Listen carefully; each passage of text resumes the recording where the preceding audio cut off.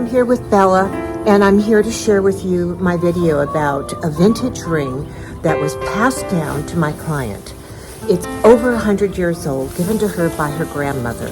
She wants it preserved so that she can wear it, plus wear it safely, plus give it to her loved ones on her passing. So we had the great privilege of working with this ring, and these are the trade secrets that we did that is going to preserve this ring, and all the porosity, how we're going to fix it and make it so that it just doesn't fall apart in the process. So I hope you enjoy the video. Stay tuned. Here we have the original vintage ring that was brought to me, and there was lots of porosity that you could see on either side of the ring and gobs of over debris from previous repairs. This is the actual piece once we've restored it, and you can see that the porosity has been covered. We used a method of laser work on the ring. The ring was very sensitive, so we had to be very careful. Here is the jeweler working to regroove the accent.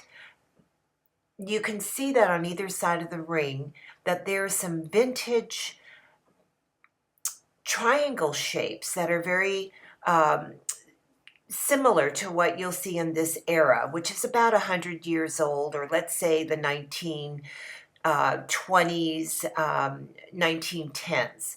So he's carefully grooving so we don't over puncture the metal to where we are going to damage the newly lasered area. We want to be very careful about this area here. He's moving the ring to either side.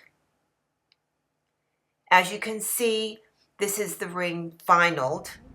And now we've reversed the ring to the other side, and we're carefully doing the same thing by etching it. We don't want to puncture the metal where we've lasered, because the undercarriage of the metal is still sensitive, keeping in mind that this is a 100-year-old ring.